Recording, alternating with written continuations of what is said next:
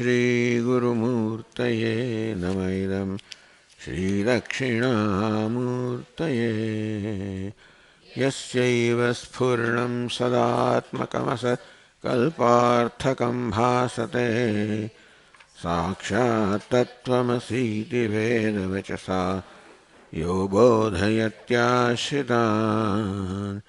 यत्साक्षात्करणाद् भवेन्न पुनरावृत्तिर्भवाम्भोनिधौ तस्मै श्रीगुरुमूर्तये नमः। इदं श्रीदक्षिणामूर्तये नानाच्छिद्रघटोदरस्थितमः दीपप्रभाभास्वरं ज्ञानं यस्य दुचक्षुरादिकरणद्वारा बहिस्पन्दते जानामीति तमेव भान्तमनुभात्येतत्समस्तं जगत् तस्मै श्रीगुरुमूर्तये नमः। इदं श्रीदक्षिणा देहं प्राणमपीन्द्रियाण्यविचलां बुद्धिं च शून्यं विदुः स्त्रीबालान्धजडोपमास्त्वहमिति भ्रान्ताभृशं वादिनः मायाशक्तिविलासकल्पितमः व्यामोहसंहारिणे तस्मै श्रीगुरुमूर्तये नमः। इदं श्रीदक्षिणामूर्तये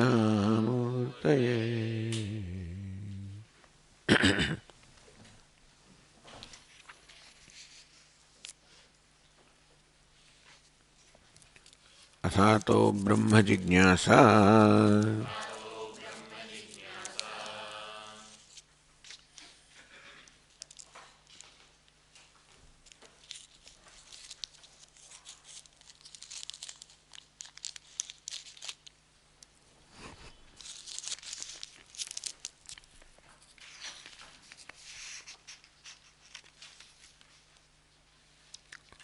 भाष्यकार एवं बहवो विप्रतिपन्नाः युक्ति वाक्य तत् आभासम आश्रयाः संतः आ प्रकारे घणा बधा तत्वचिंतको विप्रतिपन्नाः तो આવી રીતે વિપરીત પ્રતિપત્તિ એકબીજા કરતા भिन्न भिन्न विपरीत विरुद्ध निर्णय पर आवेला बधा युक्ति वाक्य तत् आभासम आशया युक्तिनो आभास होय श्रुतिना वाक्यनो आभास होय भाष्यकार કહે છે કે એ સાચી યુક્તિ નથી યુક્તિનો આભાસ છે એ વાક્યનું સાચું અર્થઘટન નથી એનો આભાસ છે પણ એ પ્રકારે એ લોકો પોતાનો જે અભિપ્રાય છે એ અભિપ્રાયને સમર્થન મેળવે છે અને એ રીતે એમને તો સંતોષ છે કે પોતે જે સમજે છે બરોબર છે તત્ર અવિચાર્ય યત્કિંચિત પ્રતિપદ્યમાનઃ કોઈને કોઈ ભલે ને ભાઈ જે અભિપ્રાય ધરાવતા એ ભલે ધરાવતા હોય તો કે નહીં જે અભિપ્રાય ધરાવીએ છીએ એ આપણા જીવનનો આધાર બને છે અવિચાર્ય યત્કિંચિત પ્રતિપદ્યમાનઃ અવિચાર્ય એટલે યથાર્થ વિચાર કર્યા વગર કે ઉલટો વિચાર કરીને યત્કિંચિત પ્રતિપદ્યમાનાઃ કોઈક ને કોઈક પ્રકારના અભિપ્રાયને પામેલા એવો નિશ્ચય કરનારા નિશ્ચયસાત પ્રતિહન્યેત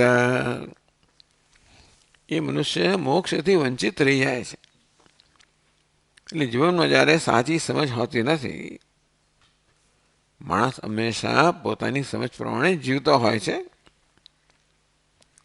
આપણને પોતાના વિશે અને જીવન વિશે શું સમજે છે એ આપણા બધા નિશ્ચયોના બધા મૂલ્યોનું બધાનો નિર્ણય કરતી હોય છે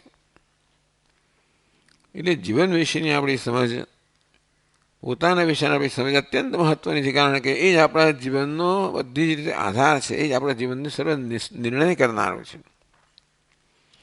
એટલે ભાષ્યકાર આ વસ્તુ પર આને આટલું મહત્ત્વ આપે છે યત કિંચિત પ્રતિપદ્યમાન ગમે તેમ જે તે અભિપ્રાય ધરાવનારો હોય એ માત્ર અભિપ્રાયથી અટકતો નથી હોતું. એ અભિપ્રાય જે હોય છે એ બધા એના સંકલ્પો, એના મૂલ્યો, એના જીવનનો આધાર બનતો હોય છે. આપણી માન્યતાઓ આપણા જીવનનો આધાર બનતી હોય છે. માટે આપણી માન્યતાઓને તપાસવાની અત્યંત જરૂર છે. નિશ્રેયસાત પ્રતિહન્યેત, એ તે પોતાનું જીવન ધ્યેય છે મોક્ષ એને વંચિત રહી જાય છે. અનર્થમ ચૈયાત, અને જોડે જોડે અનર્થને પ્રાપ્ત કરે છે. સુખથી વંચિત રહી જાય અને દુઃખ પ્રાપ્ત કરે. તસ્માદ બ્રહ્મ વિદ્યા જિજ્ઞાસા ઉપન્યાસ મુખેન, અને તેથી જીવનમાં સાચી સમજ અત્યંત મહત્વની છે. તેથી બ્રહ્મ વિદ્યા જિજ્ઞાસા ઉપન્યાસ મુખેન, અથવા તો બ્રહ્મ જિજ્ઞાસા એ પ્રકારે બ્રહ્મ જિજ્ઞાસા એના કથન દ્વારા વેદાંત વાક્ય મીમાંસા પ્રસ્તુયતે. તો સૂત્રના શબ્દો છે અથવા તો બ્રહ્મ જિજ્ઞાસા, પણ એ દ્વારા એ મુખેના એ દ્વારા વેદાંત વાક્ય મીમાંસા પ્રસ્તુયતે, વેદાંતના ઉપનિષદના વાક્યોની મીમાંસા, વાક્યોના તાત્પર્ય નિર્ણય માટેનો જે વિચાર છે એ વિચાર જોડે જોડે તત્ અવિરોધી તર્ક ઉપકરણ, એ મીમાંસા કેવી રીતે થવી જોઈએ? એનાલિસિસ, વિશ્લેષણ. તો તત્ અવિરોધી તર્કોપકરણ, તર્ક એ માટેનું ઉપકરણ છે, સાધન છે. અને કેવા પ્રકારનો તર્ક? અવિરોધી તર્ક. તર્ક કોઈ સ્વતંત્ર સાધન નથી, પરંતુ શાસ્ત્ર છે એની અવિરોધ, શાસ્ત્ર અનુકૂળ તર્ક હોય, એટલે કે શાસ્ત્રને સમજવામાં જે ઉપયોગ એ પ્રકારનો તર્ક. નિશ્રેયસ પ્રયોજન, જેનું પ્રયોજન નિશ્રેયસ જેનું પ્રયોજન છે, મીમાંસા પ્રસ્તુયતે, એ પ્રકારની મીમાંસાનો આરંભ થાય છે. તો આપણે 93મા પાન પર છીએ.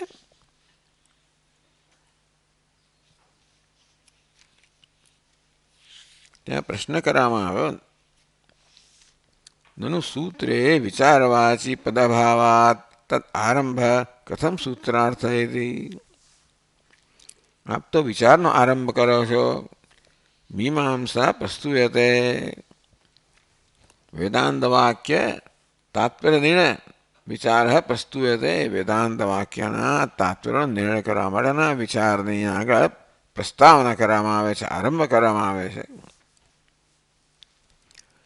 સૂત્ર તો અથવા તો બ્રહ્મ જિજ્ઞાસા છે. આપ કહો છો કે આ સૂત્ર દ્વારા વેદાંત વિચાર જે છે એની પ્રસ્તાવના, વિચારનો પ્રારંભ કરવામાં આવે છે. તો વિચારવાચી પદભાવાત, આ સૂત્રમાં અથવા તો બ્રહ્મ જિજ્ઞાસામાં વિચાર જેનો વાચ્ય, જેનો અર્થ હોય એ પ્રકારનો તો કોઈ શબ્દ છે નહીં. તદ આરંભ કથમ સૂત્રાર્થ, અથવા તો બ્રહ્મ જિજ્ઞાસા સૂત્રમાં વિચાર નામનો કોઈ શબ્દ તો આવતો નથી. ત્યારે આપ કઈ રીતે કહો છો કે આ સૂત્ર શાસ્ત્રના વિચારના આરંભ માટેનું સૂત્ર છે? એટલે કે બ્રહ્મ જિજ્ઞાસા ઉપન્યાસ મુખેના, ટૂંકમાં મુખથી કંઠથી તો બ્રહ્મ જિજ્ઞાસા એ પ્રકારે પદનો પ્રયોગ, શબ્દનો ઉપયોગ થાય છે. બ્રહ્મ જ્ઞાન ઈચ્છોક્તિ દ્વારા વિચારમ લક્ષયિત્વા, આમ બ્રહ્મ જિજ્ઞાસા એટલે જિજ્ઞાસા જ્ઞાનેચ્છા, બ્રહ્મ જ્ઞાનેચ્છા, બ્રહ્મ જિજ્ઞાસા બ્રહ્મ જ્ઞાનેચ્છા, બ્રહ્મના જ્ઞાનની ઈચ્છા. તદ્વારા વિચારમ લક્ષયિત્વા, તો કે એ વિચાર છે લક્ષણાવૃત્તિથી જિજ્ઞાસાનો વિચાર એવો કરવામાં આવ્યો. તત્કર્તવ્યતામ બ્રવેતિ ઇતિ ભાવ, એટલે જિજ્ઞાસા પદનો લક્ષ્યાર્થથી શબ્દ અર્થ કરવાનો વિચાર, અને પ્રકારે તદારંભ તત્કર્તવ્યતામ બ્રવીતિ, વિચાર કર્તવ્યતા વિચાર કર્તવ્ય. કર્તવ્ય પદ પણ નથી અને વિચાર પદ પણ નથી, પણ અથવા તો બ્રહ્મ જિજ્ઞાસાનો આરંભ થવો જોઈએ, એટલે બ્રહ્મનો વિચાર થવો જોઈએ. એટલે અથવા તો બ્રહ્મ વિચાર કર્તવ્ય.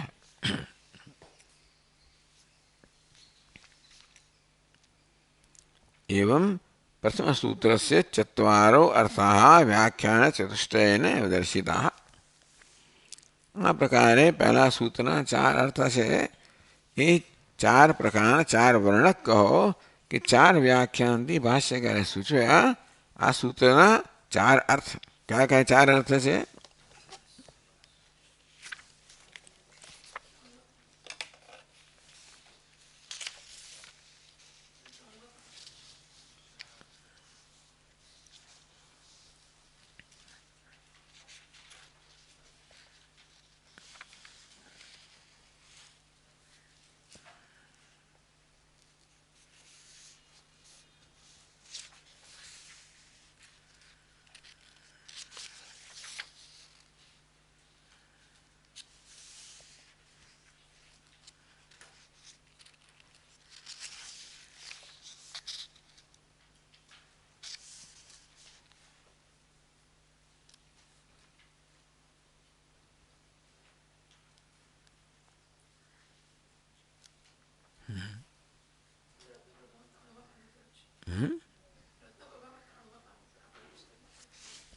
છે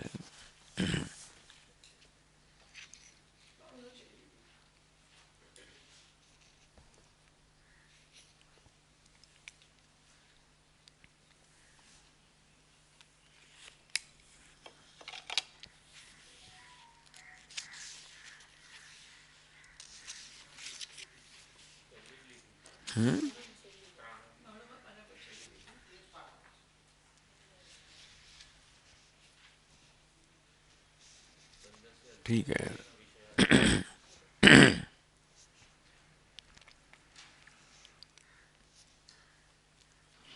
एवं प्रथम चत्वारो अर्थाः व्याख्यान चतुष्टयेन दर्शिताः.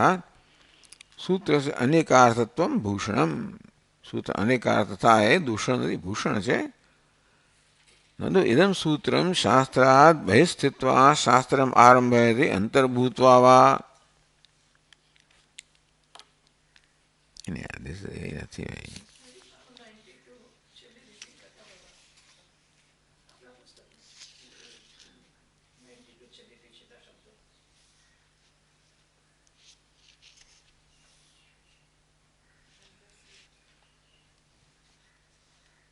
ठीक है. बंधस्य अध्यस्तत्वेन विषयादि सद्भावात् अगतार्थत्वात् अधिकारी लाभात् आपाद प्रसिद्ध विषयादि संभवाच्च. तो आ प्रकारे चार वर्णकમાં આ ચાર વસ્તુ સમજાવવામાં આવી. બંધસ્ય અધ્યસ્તત્વેન વિષયાદિ સદ્ભાવાત. પહેલા અધ્યાસ ભાષ્યથી સિદ્ધ કરવામાં આવ્યું કે આ બંધ છે એ અધ્યસ્ત છે.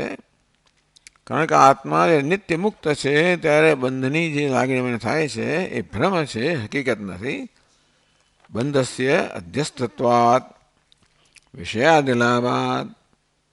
તે બંધ અધ્યસ્ત હોય, હું બદ્ધ છું એ મારો ખ્યાલ ભ્રમ હોય, હું બદ્ધ છું, અલ્પ છું, મર્યાદિત છું, જીવ છું એ ખ્યાલ ભ્રમ હોય, તો એનો અર્થ એ તો કે વાસ્તવિક હું બ્રહ્મ છું, અજ્ઞાનને કારણે મારી જાતને જીવ માનું છું, અને માટે આ જીવ બ્રહ્મ એક્યરૂપે વિષય થયો. વાસ્તવમાં જીવ બ્રહ્મ જ છે, અને છતાં પણ હું ભ્રમથી મારી જાતને જીવ માનું છું. ગતાર્થત્વાત. વળી બ્રહ્મ જે છે એનું વિવેચન થયું, મીમાંસા થઈ નથી. પૂર્વ મીમાંસકોએ સમગ્ર વેદે મીમાંસા કરી, એમાં કર્મકાંડની અંદર જ જ્ઞાનકાંડનો સમાવેશ કરી નાખવામાં આવ્યો. એ જ્ઞાનકાંડ ઉપનિષદને અર્થવાદ સમાવેશ કરી દીધો. બાકી જ્ઞાનકાંડની કે બ્રહ્મની હજી મીમાંસા થઈ નથી. અગતાર્થત્વાદ. પૂર્વ મીમાંસામાં આ બ્રહ્મની મીમાંસા છે, માટે હજી અગત એનો અર્થ હજી નક્કી થયો નથી. અધિકારી લાભાત. વળી અસ સાધન સ્વ સંપત્તિ એટલે અધિકારી પણ સંભવ જ છે. આપાત પ્રસિદ્ધ્યા વિષયાદિ સંભવાચ. બ્રહ્મનું જ્ઞાન છે કે નહીં તો કે આપાત પ્રસિદ્ધ્યા સામાન્ય જ્ઞાન છે, એના માટે વિશેષ જ્ઞાન મળે જિજ્ઞાસા છે એ સંભવિત છે. વેદાંત વિષય મીમાંસા પૂજિતા મીમાંસા વેદાંત વાક્ય મીમાંસા પ્રસ્તુયતે. मीमांसा पूजिता विचारणा पूजनीय विचारणा तत् अविरोधी वेदांत अविरोधीनो ये तर्का અને વેદાંત અવિરુદ્ધ જે તર્ક છે એ બધા તત્ર અંતરસ્થા તાની પ્રકરણાની નિશેષાય આરભ્યતે. આ પ્રકારના તર્ક છે એનું સાધન છે, ઉપકરણ છે, અને એ સર્વનો અહીંયા આગળ નિશ્રેયસ માટે આરંભ કરવામાં આવે છે. હવે પ્રશ્ન કરે છેલ્લી પંક્તિમાં આ જ પાનામાં, ઇદમ સૂત્રમ શાસ્ત્રાદ બહિસ્થિત્વા શાસ્ત્રમ આરંભયતિ અંતર્ભૂતવા વા. અથવા તો બ્રહ્મ જિજ્ઞાસા એ સૂત્ર છે એ શાસ્ત્રનો ભાગ છે કે નહીં? શાસ્ત્રાદ બહિસ્થિત્વા શાસ્ત્રમ આરંભયતી. આ તો પ્રસ્તુયતે આરંભ કરવામાં આવે છે બ્રહ્મ વિચારનો. તો અથવા તો બ્રહ્મ જિજ્ઞાસા ત્યાર પછી તેથી આ બ્રહ્મ જિજ્ઞાસાનો આરંભ કરવામાં આવે છે. તો આ સૂત્ર જે છે એ આરંભ એટલે શું? એ શાસ્ત્ર અંતર્ગત છે કે શાસ્ત્રને બહાર રહીને કહે છે?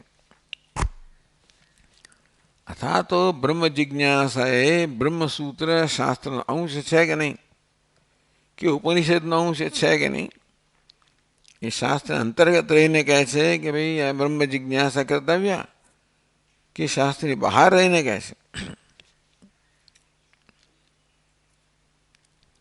ઇદમ સૂત્રમ શાસ્ત્રાદ બહિસ્થિત્વા શાસ્ત્રમ આરંભયતી. આ સૂત્ર શાસ્ત્રની બહાર રહીને શાસ્ત્રનો આરંભ કરે છે, આરંભ કરાવે છે. અંતર્ભૂતવા વા કે પછી શાસ્ત્ર અંદર રહીને એ પ્રકારે કરાવે છે. આદ્ય તસ્ય હેતા શાસ્ત્ર અસંબંધાત. સૂત્ર શાસ્ત્રની બહાર હોય અર્થાત શાસ્ત્રનો એક અંશ ન હોય તો એ શાસ્ત્રની બહાર હોય તો શાસ્ત્રની બહાર જે વસ્તુ હોય એનો વિચાર કરવો તો યોગ્ય નથી, માટે છોડી દેવું જોઈએ. આદ્ય તસ્ય હે હતા. આ સૂત્ર શાસ્ત્રનો અંશ ન હોય, શાસ્ત્રની બહાર હોય તો પછી શાસ્ત્ર સંબંધાત, શાસ્ત્ર સંબંધિત નથી, અને તો પછી એ વિચાર કરવા યોગ્ય નથી, છોડી દેવું જોઈએ. નહીં, આ તો શાસ્ત્રમાં અંતર્ગત રહીને શાસ્ત્રો આરંભ કરે. દ્વિતીય તસ્ય આરંભકમ વાચ્યમ. અથવા તો બ્રહ્મ જિજ્ઞાસા છે શાસ્ત્રનો આરંભ કરે છે, શાસ્ત્રમાં રહીને શાસ્ત્રનો આરંભ કરે છે. પણ એનું આરંભક કોણ છે? ટૂંકમાં આ સૂત્ર શાસ્ત્રનો આરંભક છે. તો આ સૂત્રનું આરંભક કોણ છે? કઈ વસ્તુ આ સૂત્રને આરંભ કરે છે, આ સૂત્રની પ્રેરણા પ્રદાન કરે છે, આ સૂત્રને ની જરૂરિયાત સ્થિર નક્કી કરે છે?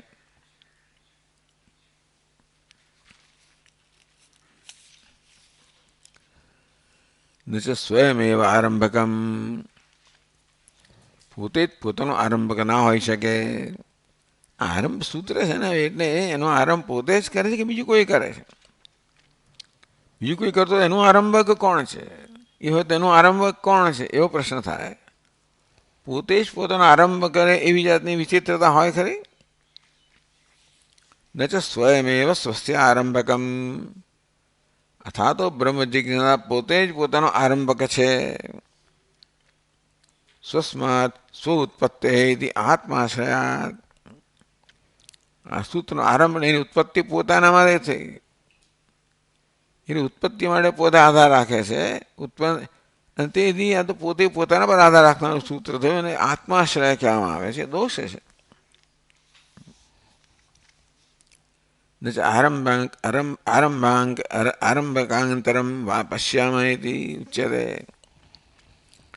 અને પોતે પોતાનો આરંભક ના હોઈ શકે, પોતે પોતાને જન્મ આપે એવું બની ના શકે ને.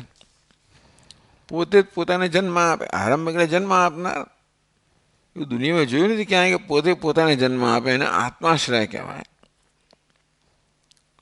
તો ચાલો, પોતે પોતાનો આરંભક ના હોય તો બીજું કોઈ આરંભક હોવું જોઈએ, તો આપણને જણાતું નથી કે બીજું કોણ એનું આરંભક છે. ન છે આરંભકાંતરમ પશ્યામઃ ઇતિ, અન્ય આરંભક હોય નથી, જો દેખાતું નથી.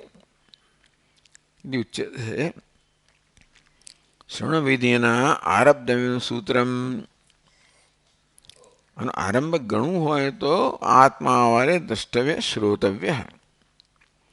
શ્રોતવ્ય જે વિધિ છે ને અથવા એ વાક્ય છે એ આ સૂત્રનો આરંભક છે, અથવા એ વાક્ય પર આ સૂત્ર રચાયેલું છે. દરેક સૂત્રનો એક વિષય હોય છે અને આ સૂત્રનો વિષય છે શ્રોતવ્ય. શ્રવણવિધિના આરબ્ધવ્યમ સૂત્રમ. શ્રોતવ્ય એટલે વિચારહિતવ્ય. શાસ્ત્રનું શ્રવણ કરવું જોઈએ એટલે કે શાસ્ત્રનો વિચાર કરવો જોઈએ. શાસ્ત્રના વાક્યોના તાત્પર્ય નિર્ણય માટેનો યોગ્ય વિચાર કરવો જોઈએ. એવું શ્રોતવ્ય એ શબ્દનો અર્થ થાય. એટલે શ્રવણવિધિના આરબ્ધવ્યમ સૂત્રમ. શ્રોતવ્ય એ આ આરંભક છે, ટૂંકમાં આ સૂત્રનો ઉત્પન્ન કરનાર છે, પ્રયોજક છે. શાસ્ત્રાંતર્ગતમેવ શાસ્ત્રારંભમ પ્રતિપાદયતિ. શ્રોતવ્ય તો શાસ્ત્ર છે, શાસ્ત્ર વચન છે, અને તેથી એનું આરબ્ધ શ્રોતવ્ય છે. તો શ્રવણ વિધિના શ્રોતવ્ય એટલે તવ્ય પ્રત્યે વિધિ બતાવે છે કે આ આત્માનું શ્રવણ કરવું જોઈએ. શાસ્ત્રાંતર્ગતમેવ. શ્રોતવ્ય તો શાસ્ત્ર અંતર્ગત છે. શાસ્ત્રારંભકમ પ્રતિપાદયતિ. શાસ્ત્ર અંતર્ગત રહીને શાસ્ત્રનું પ્રતિપાદન કરે છે, શાસ્ત્રની બહાર રહીને નહીં. યથા અધ્યયન વિધિ વેદાંતાર્ગત. કેવું છે? સ્વાધ્યાયો અધ્યેતવ્ય. એક વાક્ય છે વેદમાં, સ્વાધ્યાય અધ્યેતવ્ય. સ્વાધ્યાય એટલે કે પોતાની શાખાના વેદનું અધ્યયન કરવું જોઈએ. વેદ પોતે જ પોતાના અધ્યયન માટેનું વિધાન કરે છે. આ વેદનું જ વાક્ય છે, અને ત્યાં કહેવામાં આવ્યું વેદનું અધ્યયન કરવું જોઈએ. તો આ તો પોતે જ કહે છે ને, મારી પૂજા કરવી જોઈએ. આપણે ધારો જાહેર કરીએ, મારી પૂજા કરવી જોઈએ, મને ફલાણું થવું જોઈએ, મને આ મળવું જોઈએ. હા ભાઈ, કેવું જ કહેતું હોય કે આની આવું કરો તો જુદી વાત છે, તમે જ તમારા માટે જાહેર કરો છો તો યોગ્ય કહેવાત. પણ એવું જ આ સૂત્ર કરે છે. પણ એ વસ્તુ થયેલી છે અન્યત્ર પણ કે શાસ્ત્રાય શાસ્ત્રમ સ્વાધ્યાય અધ્યેતવ્ય. કે પોતાની શાખાના વેદનું અધ્યયન કરવું જોઈએ એવું શાસ્ત્ર પોતે જ કહે છે. એ શાસ્ત્ર અંતર્ગત રહીને આવી રીતે શાસ્ત્ર આદેશ કરે છે કે ભાઈ મારો અભ્યાસ કરો. અને તે રીતે શાસ્ત્ર અંતર્ગત રહીને જ આ સૂત્ર કહે છે કે ભાઈ બ્રહ્મનો વિચાર કરો. કૃષ્ણ વેદસ્ય અધ્યયને પ્રયુક્તે તદ્વત ઇતિ અનવદ્યમ.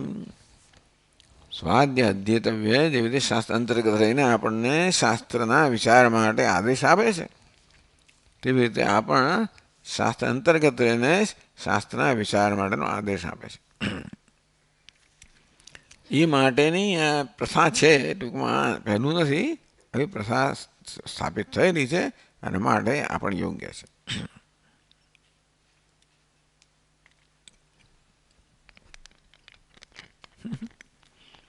એક પહેલી પાદ વાંચવા જેવી છે આમાં 94 પાન પર. आत्मा द्रष्टव्य है, श्रोतव्य है. ये श्रवण विधि तो श्रोतव्य है, जहाँ भी श्रवण विधि अथा तो ब्रह्म जिज्ञासा इस सूत्र की मूल अवश्य है. શ્રોતવ્ય આ સૂત્રનું મૂળ છે એ તો બરાબર છે, પણ સૂત્રનો આરંભ કે છે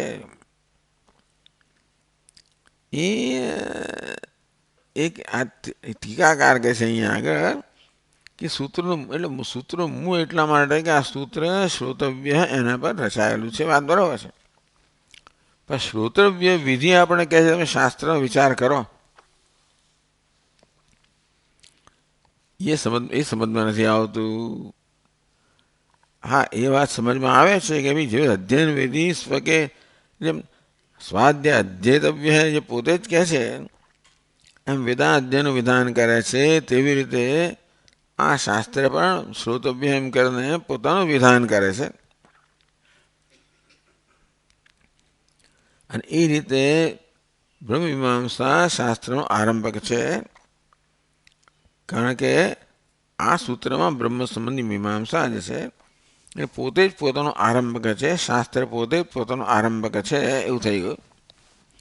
એટલે પોતે જ કહે છે મારા પર વિચાર કરો, જેમ પોતે જ કહ્યું મારું અધ્યયન કરો, અન્યત્ર એ કહે છે કે તમે મારા પર વિચાર કરો. હોઈ શકે, અંતેથી એ પણ બરાબર છે. શ્રોતવ્ય એ આ સૂત્રનું એ મૂળ છે. મૂળ કહો, આરબ્ધક કહો. આ પ્રકારે ચોથું વર્ણક આપાત પ્રસિદ્ધ વર્ણકમ સમાપ્તમ. આ 4 વર્ણક સમાપ્ત થયા. વિષયાદિ સદ્ભાવાત અગતાર્થત્વા અધિકારી લાભાત આપાત પ્રસિદ્ધ્યા. ચોથું વર્ણક છે. આ સૂત્રના 4 વર્ણક છે એટલે 4 વિભાગ છે. 4 વિષયો ઉપર એની અંદર વિચાર કરવામાં આવે. 4 વિષયનો સમાવેશ થયેલો છે. અથવા તો બ્રહ્મ જિજ્ઞાસામાં, કારણ કે આ સૂત્રનો આપણે પ્રારંભ ન કરી શક્યા હોત જો અધ્યાસની સિદ્ધિ ના થઈ હોત તો. અધ્યાસને કારણે જ વિષયને પ્રયોજન સિદ્ધ થયા કે જીવ બ્રહ્મ એક્ય વિષય છે, કારણ કે એના વિશે ભ્રમ પ્રવર્તમાન છે અને એ ભ્રમ દૂર થવાથી મોક્ષની પ્રાપ્તિ થાય છે. નિશ્રેયસ એ પ્રયોજન, નિશ્રેયસ કે મોક્ષ પ્રયોજન છે. જીવ બ્રહ્મ એક્ય છે, વિષય છે, એ સિદ્ધ કેવું અધ્યાસથી સિદ્ધ. એટલે આ 4 એના વર્ણક થયા. અગતાર્થત્વાત કહ્યું તે પ્રમાણે પૂર્વ મીમાંસામાં આ બ્રહ્મનો વિચાર નથી કરવામાં આવ્યો. અધિકારી લાભાત તો કે અધિકારી કર્મ શાસ્ત્રમાં જ કહ્યું છે તદેતમ વેદાનો વચનેન અર્થાત વિવિધિશા શક્ય છે. અને તેથી કર્મયોગ જે કર્મકાંડ છે વાસ્તવમાં એ જ આ જિજ્ઞાસા વિવિધિશાનું કારણ બને છે. અધિકારી સંભવિત છે. જોડે જોડે વાત કરવામાં આવી. પરીક્ષ લોકાન કર્મજિતાન બ્રાહ્મણો નિર્વેદમાયા.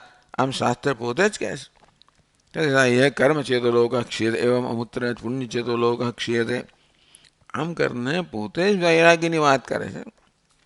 આમ વિવેક, વૈરાગ્ય, શાંતો, દાંત, સમાધિ, સત્ક સંપત્તિ આ અધિકારીત્વ શાસ્ત્રમાંથી જ પ્રાપ્ત થાય છે. આપાત પ્રસિદ્ધ્યા બ્રહ્મ સામાન્યતયા પ્રસિદ્ધ છે. વિશેષતા એની માટે, એની વિશેષતા જાણવા માટે વિચારની આવશ્યકતા છે. એ પ્રકારે વેદાંત વિષયની મીમાંસા કે પૂજ્યતા વિચારણા જે છે એ આરંભ થાય છે.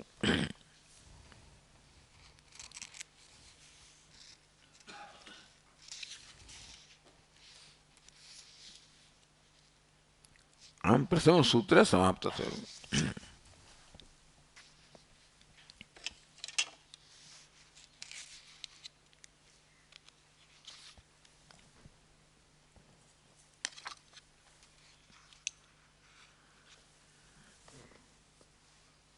હવે 95 પાન પર બીજું સૂત્ર છે. જન્માદ્યસ્ય યતઃ. પદચ્છેદ બતાવે છે. જન્માદિ અસ્ય વિકમ બને છે જન્માદ્યસ્ય. જન્માદિ અસ્ય યતઃ. જન્માદિ જન્મ વગેરે अस्य जगतः जन्मादि जन्म स्थिति भंगम यतः यतः यस्मात् तद ब्रह्म. तो पहला क्या था, तो ब्रह्म जिज्ञासा एम कહેવામાં આવ્યું. તો પ્રશ્ન થાય કિમ તદ બ્રહ્મ, એ બ્રહ્મ શું વસ્તુ છે? જન્માદ યસ્ય, તો ઉત્તર આપવામાં આવ્યો બ્રહ્મ તે છે જેમાંથી આ જગતનો જન્મ વગેરે છે. જન્મ સ્થિતિ ભંગ આ જગતના જેને કારણે છે એ બ્રહ્મ છે.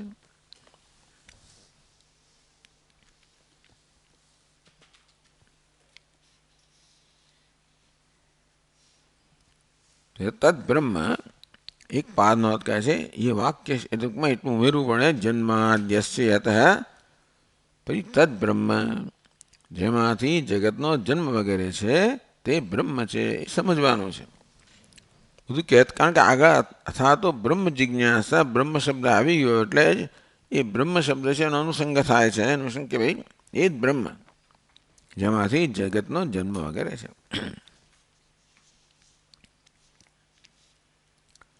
આ જગત ઉત્પત્તિ સ્થિતિ લય જેને થાય છે એ બ્રહ્મ છે. હવે બીજી પાદ નોંધમાં કહે છે, ભામતિકારે શું કહ્યું છે? તત્તોસ્ય જન્મ સ્થિતિ સંયમાન વિભવ વદંત્ય નિહાદ ગુણાદ વિક્રિયાદ.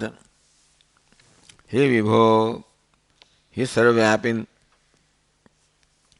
વદંતી આપને જાણનારા કહે છે કે અનિહાદ અગુણાદ અવિક્રિયાત ત્વત્તઃ, આપનામાંથી જન્મ આપ કેવા છો? તો કે અનિહાદ ઈહા વગરના, નિરીહ એટલે કે ઈચ્છા વગરના કે ક્રિયા વગરના, અગુણાદ નિર્ગુણ, અવિક્રિયાત નિર્વિકાર. તો નિરીહ નિર્ગુણ નિર્વિકાર એવા આપમાંથી હે વિભો, હે સર્વવ્યાપિન, જન્મ સંયમાન વદંતી, આવા આપણામાંથી જન્મ સ્થિતિ અને સંયમ કહો કે સંહાર કહો, શાસ્ત્ર એમ કહે છે કે આપ આવા, આપ જે આવા છો, જે નિર્ગુણ છો, નિર્વિષય છો, નિર્વિકાર છો, એવા આપમાંથી આ જગતનો જન્મ સ્થિતિ અને ભંગ છે એવું કહે છે વિદ્વાનો.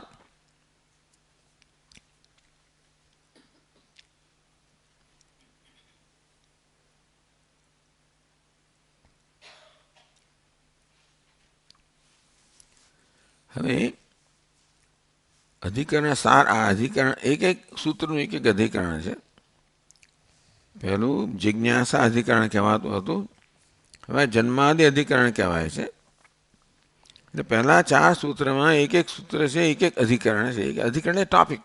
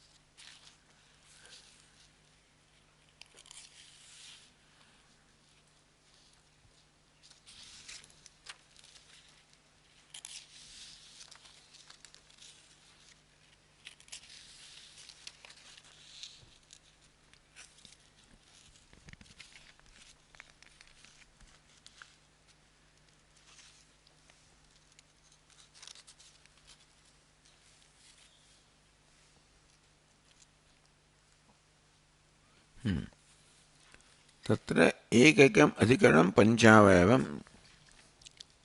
આ 5 અવયવનું અધિકરણ ટોપિક એ 5 અવયવનું બનેલું હોય. વિષય સંદેહ સંગતિ પૂર્વપક્ષ સિદ્ધાંતશ્ચ ઇતિ પંચાવયવાઃ. વિષય તો આ સૂત્રનો વિષય કયો છે? અથવા તો બ્રહ્મ જિજ્ઞાસા વિષય કયો છે? તો કે શ્રોતવ્ય.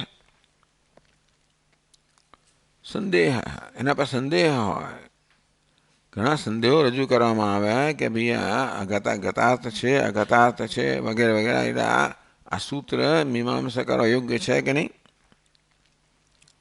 સંગતિ આગળના સૂત્ર સાથે પછીના સૂત્ર સાથે શાસ્ત્ર શું સંગતિ છે. પૂર્વ પક્ષ તો આ જે વાક્ય છે વેદનું વાક્ય જેના પર આ સૂત્ર રચાયેલું છે એનો પૂર્વ પક્ષી એક રીતે પોતાની રીતે અર્થ કરે છે અને એ રીતે પોતાના સિદ્ધાંતને કે પોતાના પ્રયોજનને સિદ્ધ કરવા માટે અને સિદ્ધાંતે પછી એનું ખંડન કરે છે, નિરાકરણ કરે છે.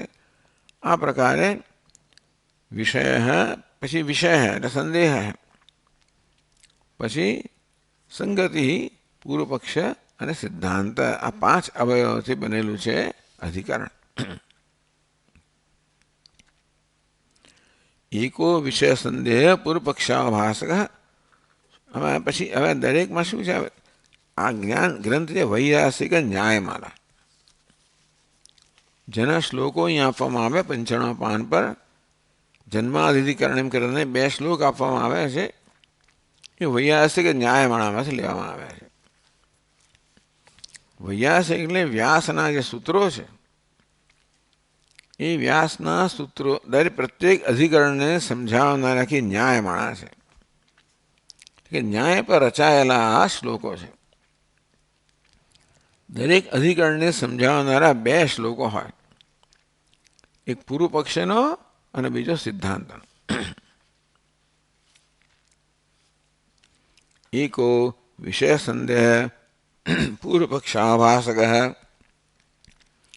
એ શ્લોકમાં વિષય આવે, સંદેહ આવે અને પૂર્વ પક્ષ આવે. શ્લોકો પર સિદ્ધાંતવાદી સંગતે સ્ફુટ. અને બીજો શ્લોક છે એ સિદ્ધાંત આવે, સંગતિ વગેરે તો એમાંથી સ્પષ્ટ થઈ જાય.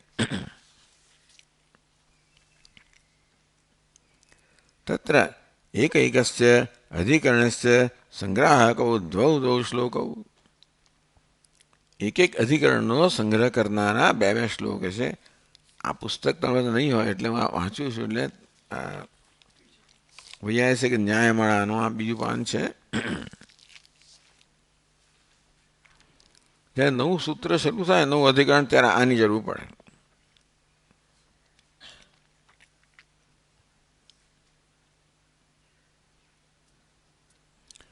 સંગતિ માટે કોઈ વિશેષ નથી. યદ્યપિ સંગત્યાખ્ય એકો શિષ્યતે તથાપિ પ્રત્યધિકરણ પૃથક સંગ્રહિતવ્યો ભવતી.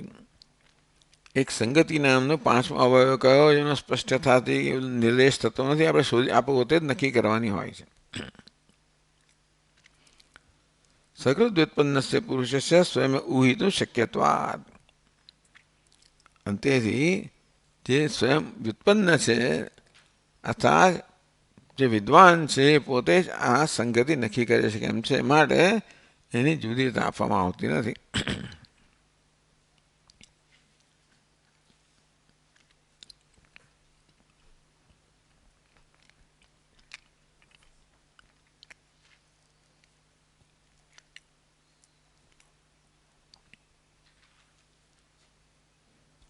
સંગતિ કયા પ્રકારની હોય છે? 3 પાન પર કહે છે સંગતિ વિભજ્ય વ્યુત્પાદયતી. કેવા કે સંગતિ એટલે કે સંબંધ, કયા પ્રકારનો સંબંધ જોવામાં આવતો હોય છે. શાસ્ત્રે અધ્યાયે તથા પાદે ન્યાય સંગતે ત્રિધા. શાસ્ત્ર સાથે સંગતિ, અધ્યાય સાથે સંગતિ. પાજો આખું શાસ્ત્ર છે બ્રહ્મસૂત્ર, અને 4 અધ્યાય છે. દરેક અધ્યાયમાં 4 પાદ છે. એ દરેક પાદમાં કેટલાક અધિકરણ છે. દરેક અધિકરણમાં કેટલાક સૂત્રો છે. આ સૂત્ર છે અને અધિકરણ સાથે શું સંબંધ છે, અધિકરણને પાદ સાથે શું સંબંધ છે, પાદને અધ્યાય સાથે શું સંબંધ છે, આ સંગતિ નક્કી કરવાની હોય છે. શાસ્ત્રે અધ્યાયે તથા પાદે. સૂત્રની સમગ્ર શાસ્ત્ર શું સંગતિ છે, જે અધ્યાય છે 4માંનો એની સાથે સુસંગતિ છે, અને 4માં જે પાદમાં છે સુસંગતિ છે. સંગતે ત્રિધા. આ 3 પ્રકારની સંગતિ છે. શાસ્ત્રાદિ વિષય જ્ઞાતે તત્સંગતિ ઉહ્યતા. ટૂંકમાં શાસ્ત્ર પ્રતિપાદ્યમ, અધ્યાય પ્રતિપાદ્યમ, પાદ પ્રતિપાદ્યમ ચ અર્થમોગમ્ય. ટૂંકમાં શાસ્ત્ર શેનું પ્રતિપાદન કરે છે, એમાંનો અધ્યાય છે કયા અંશનું પ્રતિપાદન કરે છે, એમાં આ જે પાદ છે એ કયા અંશનું પ્રતિપાદન કરે છે, એ પહેલાં આપણે મનમાં નક્કી કરવાનું, અને તે પછી એ દરેક સાથે આ સૂત્રની સંગતિ નક્કી કરી શકીએ, અધિકરણની અને સૂત્રની.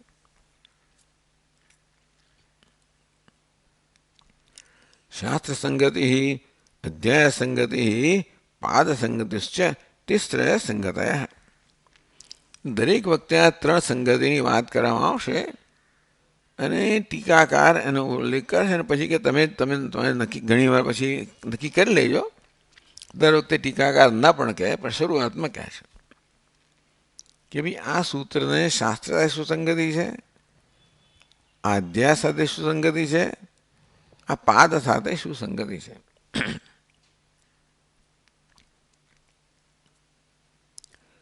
શાસ્ત્ર પ્રતિપાદ્યમ અધ્યાય પ્રતિપાદ્યમ છે દર્શયતી. બે શાસ્ત્ર શું પ્રતિપાદ્ય કરે છે? શાસ્ત્રમ બ્રહ્મ વિચારાખ્યમ. સમગ્ર શાસ્ત્ર એક જ છે, વિષય શું છે? બ્રહ્મ વિચાર. એ શાસ્ત્રનો એ મુખ્ય વિષય છે. તો શાસ્ત્ર બ્રહ્મ વિચારનું પ્રતિપાદન કરે છે. અધ્યાય શું? ચતુર્વિધા. 4 અધ્યાયો છે. સમન્વય અવિરોધ દૌ સાધનમ ચ ફલમ તથા. 4 અધ્યાય છે. પહેલા અધ્યાયને સમન્વય અધ્યાય કહેવામાં આવ્યો, બીજાને અવિરોધ અધ્યાય કહેવામાં આવે છે, ત્રીજો સાધન અધ્યાય, ચોથો ફલ અધ્યાય. સર્વેષાં વેદાંત વાક્યાનાં બ્રહ્મણી તાત્પર્ય પર્યવસાનમ પ્રથમ અધ્યાયને પ્રતિપાદ્યતે.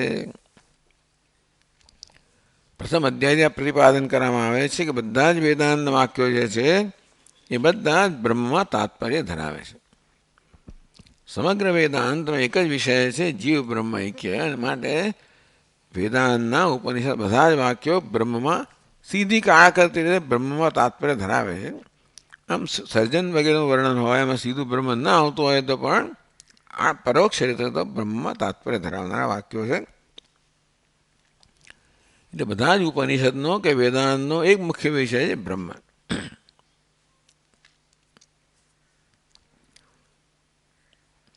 આમ બધા જ વેદાંત વાક્યોનું તાત્પર્ય શું છે?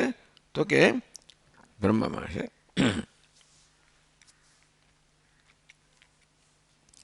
પહેલો અધ્યાય સમન્વય અધ્યાય. સર્વેષાં વેદાંત વાક્યાનાં બ્રહ્મણી તાત્પર્ય પર્યવસાન પ્રથમ અધ્યાયને પ્રતિપાદ્યતે. પહેલો અધ્યાય પ્રતિપાદન કરે છે કે વેદાંતના બધા જ વાક્યો, ઉપનિષદ બધા વાક્યો છે એ એનું તાત્પર્ય બ્રહ્મમાં જ છે. એમાં ટૂંકમાં એ રીતે જ પર્યવસાન જેને કહેવાય કે આ તાત્પર્ય કરે એ બધા જ વાક્યો છેવટે બ્રહ્મમાં તાત્પર્ય ધરાવે છે, અને એ રીતે વિરમે છે તાત્પર્ય રજૂ કરીને. બીજો અધ્યાય શું કરે છે? દ્વિતીયેન સંભાવિત વિરોધ પરિહીર્યતે. બીજા અધ્યાયને અવિરોધ અધ્યાય કહેવામાં આવે છે કે શાસ્ત્રમાં જ કહેવામાં આવ્યું જીવ બ્રહ્મ ઐક્ય વિષય, એનો વિરોધ કરવામાં આવે. સાંખ્ય લોકો, બીજા બધા તત્વચિંતકો એનો વિરોધ કરે, એટલે એમના બીજા અભિપ્રાયો છે એ દરેકને ધ્યાન એનું નિરાકરણ કરવામાં આવે છે. માટે અવિરોધ કે ભાઈ જીવ બ્રહ્મ ઐક્યનો કોઈ વિરોધ નથી, પ્રત્યક્ષ વિરોધ પણ નથી. આપણે એમ કે પ્રત્યક્ષમાં આપણે તો દ્વૈતનો અનુભવ કરીએ તો એ પ્રત્યક્ષ પણ કોઈ પ્રમાણ આ જીવ બ્રહ્મ ઐક્યથી વિરોધી નથી, એ બતાવે છે. પણ મને તો દ્વૈત દેખાય છે, એટલે તને સ્થિતિ દેખાય, અર્થઘટન શું કરવું એ પ્રકારે સમજીને કે સાંખ્ય આવું કહે છે, મીમાંસક આવું કહે છે, એ દરેક અભિપ્રાયને લઈને સમજાવવામાં આવે છે કે કોઈ આનો વિરોધ કરતું નથી. એટલે અવિરોધ અધ્યાય. तृतीयेन विद्या साधन निर्णय। ત્રીજો અધ્યાય છે એને સાધન અધ્યાય કહેવામાં આવ્યો. વિદ્યા સાધન, વિદ્યા બ્રહ્મ વિદ્યાનું શું સાધન છે? ઉપાસના વગેરેની વાદમાં આવે. ચતુર્થેન વિદ્યાફળ નિર્ણય, નિર્ગુણ બ્રહ્મ વિદ્યા અને સગુણ બ્રહ્મ વિદ્યાનું શું ફળ છે એવા ચોથા અધ્યાયમાં કહેવામાં આવે છે. આ પ્રકારે આ 4 અધ્યાયના અવાર્થ થયા.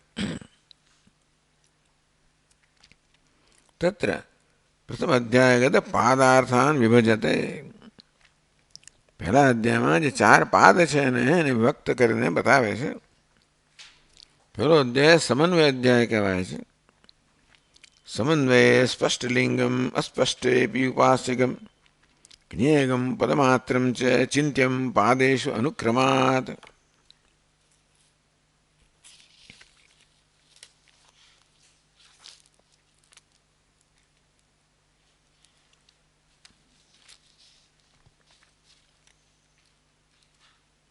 સ્પષ્ટ બ્રહ્મલિંગને યુક્ત વાક્ય સમુદાયનો પ્રથમ પાદમાં વિચાર છે.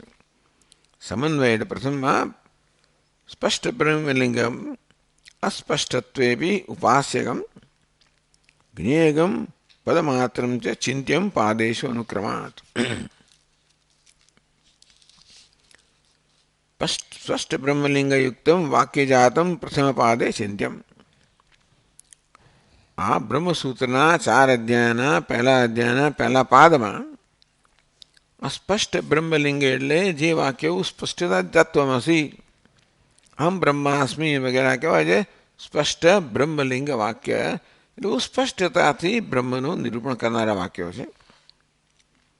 તો પહેલા પાદમાં આ વાક્યો છે એનું ચિંતન કરવામાં આવ્યું છે.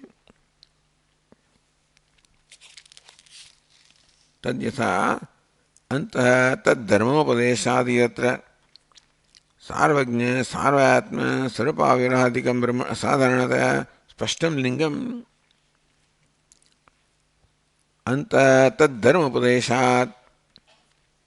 એનો આવશે ટૂંકમાં 1:20 એવું છે.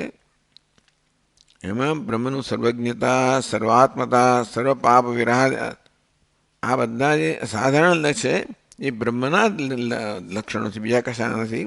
આ પ્રકારે આ સ્પષ્ટ લિંગ દ્વારા આ સૂત્રો પહેલા પાદના બ્રહ્મનું પ્રતિપાદન કરે છે. અસ્પષ્ટ બ્રહ્મલિંગત્વે સતી ઉપાસ્ય વિષય વાક્યજાતમ દ્વિતીય પાદે ચિંત્યમ. સ્પષ્ટ ના હોય તે અસ્પષ્ટ બ્રહ્મલિંગત્વે સતી બ્રહ્મનું સ્પષ્ટ નિર્ણય ના હોય, સ્પષ્ટ નિર્દેશ ના હોય, અસ્પષ્ટ હોય તો ઉપાસનાના વાક્યો છે. એ ઉપાસના વાક્યો એ દ્વિતીય પાદમાં એનું ચિંતન કરવામાં આવ્યું છે. તદ્યથા પ્રથમાધિકરણ વિષય શાંડિલ્યોપાસ્ય વાક્યે મનોમયત્વ પ્રાણશરીત્વાદિકમ સોપાધિક બ્રહ્મણ જીવસ્ય ચ સાધનત્વાत् અસ્પષ્ટમ બ્રહ્મલિંગમ. તો કે ચાલો દાખલા તરીકે પ્રથમ અધિકરણ જે પહેલું અધિકરણ છે, પ્રથમ અધિકરણ વિષય આપણે બીજા પાદની વાત કરીએ છીએ. શાંડિલ્ય ઉપાસ્ય વાક્ય, શાંડિલ્ય ઉપાસના કઈ ઉપાસના છે? સર્વમ ખલ્વિદમ બ્રહ્મ. એ જ વાક્ય છે ને એ શાંડિલ્ય ઉપાસનાનું આખું વાક્ય છે, શાંડિલ્ય વિદ્યાનું. મનોમયત્વ પ્રાણ શરીર નેતા એટલે મનોમયત્વ પ્રાણ શરીરત્વાદિકમ સોપાધિક બ્રહ્મણ જીવસ્ય ચ સાધારણત્વાદ. આ જે છે સોપાધિક બ્રહ્મનું પણ લક્ષણ થાય અને જીવનું પણ લક્ષણ થાય. એના માટે અસ્પષ્ટ બ્રહ્મલિંગ કહેવામાં આવ્યું. તૃતીય પાદે તો અસ્પષ્ટ લિંગત્વે સતી જ્ઞેય બ્રહ્મ વિષય વાક્યજાતમ ચિંત્યમ. જ્ઞેય બ્રહ્મ અને ધ્યેય બ્રહ્મ. યથા પ્રથમાધિકરણે મુંડગત બ્રહ્માત્મત્વવાક્યે દ્યુપૃથિવી અંતરિક્ષ પ્રોતત્વમ સૂત્રાત્મન પરબ્રહ્મણસ્ય સાધારણત્વાદ અસ્પષ્ટમ બ્રહ્મલિંગમ. તો જેવી રીતે પ્રથમ મુંડકની અંદર એવું કહેવામાં આવ્યું ને કે દેવહુ પૃથ્વી અંતરિક્ષમ યસ્મિન દેવ તેઓ પૃથ્વી અંતરિક્ષમ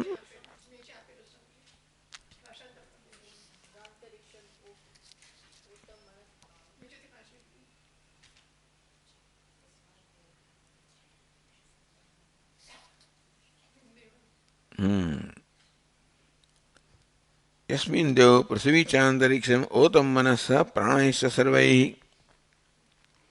मुंडको में वाक्य यस्मिन् देव स्वर्ग पृथ्वी अंतरिक्ष आ ત્રણેય લોક ઓતમ મનસ પ્રાણૈ સર્વૈઃ બધા પ્રાણ સહિત મન આ ત્રણ લોક જેમાં ઓતપ્રોત છે જેમાં આ વ્યાપ્ત છે એ બ્રહ્મ છે. तो प्रथमाधिकारणे मुंडकगत ब्रह्मात्म तत्व वाक्य द्वीप पृथ्वी अंतरिक्ष प्रोतत्व के ब्रह्म केवी रीते के आ त्रणेय लोकनी अंदर व्यापेलू है. सूत्रात्मन परब्रह्मणस्य साधारणवा साधारणत्वात् आ त्रणेय लोकमां व्यापेलू होवुं ए तो हिरण्यगर्भ माळवा संभवे छे. सूत्रात्मा कहेवामां आवे अने परब्रह्म व्यापेलू है. व्यापकता प्रकार जुदा है. हिरण्यगर्भ व्यापेलो है मुख्य अर्थ में व्यापेलो है. परब्रह्म व्यापेलू है अधिष्ठानतया व्यापेलू है. एक अधिष्ठान है अध्यारोप है. तो जगत देवहू पृथ्वी अंतरिक्षम आ त्रण लोक वगैरह जो मन प्राण आ बधे है ये व्यावहारिक सत्ता है. एम व्यापेलू है कोण है तो हिरण्यगर्भ ने अधिष्ठान रूपे व्यापेलू है परम ब्रह्म. आम बे व्यापेला है. परम ब्रह्म अधिष्ठान तया व्यापेलू है. हिरण्यगर्भ मुख्यतया व्यापेलू है. એટલે બંને વ્યાપક છે. તે ખબર ના પડે કે આ વ્યાપક એટલે સગુણ બ્રહ્મ ગણવાનું કે નિર્ગુણ બ્રહ્મ ગણવાનું. માટે અસ્પષ્ટ બ્રહ્મલિંગમ આ વ્યાપકતા એ છે બંને લાગુ પડે છે. માટે अस्पष्ट ब्रह्मलिंग नहीं अस्पष्ट ब्रह्मलिंगम. यद्यपि द्वितीय पादे कठवल्यादि गत ब्रह्मतत्वाक्यानि विचारितानि तृतीय पादे च धरोपासन वाक्यं विचारितं तथापि अवान्तर संगति लोभेन तद्विचारस्य प्रासंगिक न पदार्थयो संकरे आपत्ति. ત્યારે થોડું ઘણું અંદર ટૂંકમાં બધી જગ્યાએ બધી વસ્તુ ગોઠવાતી નથી હોતી તો પણ આપણે એને ગોઠવી લેવાની હોય છે. इत्थं पादत्रयेण वाक्य विचार समर्पितः. चतुर्थ पादेन अव्यक्तम अव्यक्तपदम अजापद अजापदम च इत्येवमादि संदिग्धम पदम चिंत्यम. अव्यक्त है अज है वगैरह आज संदेह जन्म हो सके एवं संदिग्ध पादों विचार કરવામાં આવે છે ચતુર્થ પાદમાં. આ પ્રકારે સમજાવ્યું કે કેવી રીતે આપણે તો આટલે આગળ નહીં જઈએ હવે. આ પ્રકારે પ્રથમ આ બ્રહ્મસૂત્રના 4 અધ્યાયમાં પ્રથમ અધ્યાયમાં 4 પાદ છે એ પ્રત્યેક પાદ છે એનું સામાન્ય વર્ણન કરવામાં આવ્યું. द्वितीय अध्याय में पछी आगे वाँचीशु आप द्वितीय अध्याय में.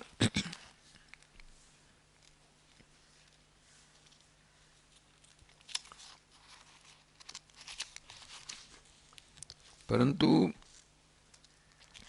सुंदर विवरण करवामां आव्युं छे. आ बधामां अहीं आगळ आ बधुं कर्युं छे सत्यानंदपुरी स्वामीजीए.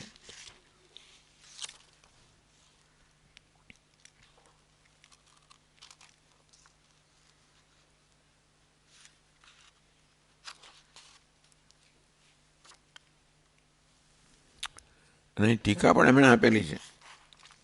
ટૂંકમાં જે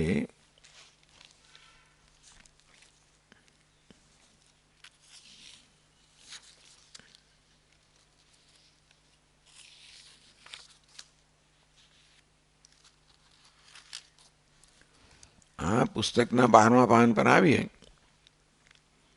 દ્વિતીય બ્રહ્મણ લક્ષણાધિકરણે સૂત્રમ. तो बीजू सूत्र है ब्रह्मण लक्षण ब्रह्मण लक्षण अधिकरण है. जन्मादि अधिकरण कहेवामां आवे छे. જન્માદ્યસ્યતઃ. તો જો પેલા શ્લોકો આપવામાં આવેલા છે આ 95 પાન પર રત્નપ્રભામાં, એની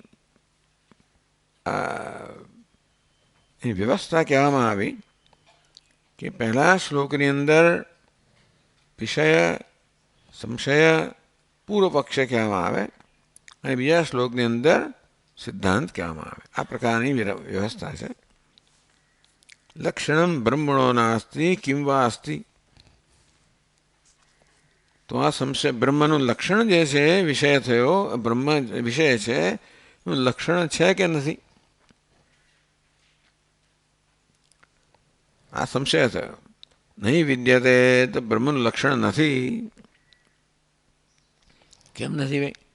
જન્માદેહ અન્યનિષ્ઠત્વાत् સત્યાદેશ અપ્રસિદ્ધતઃ. જો છે કે બ્રહ્મના બે લક્ષણ આપવામાં આવશે. એક તો છે તટસ્થ લક્ષણ, બીજું સ્વરૂપ લક્ષણ. બ્રહ્મ જગતનું કારણ છે.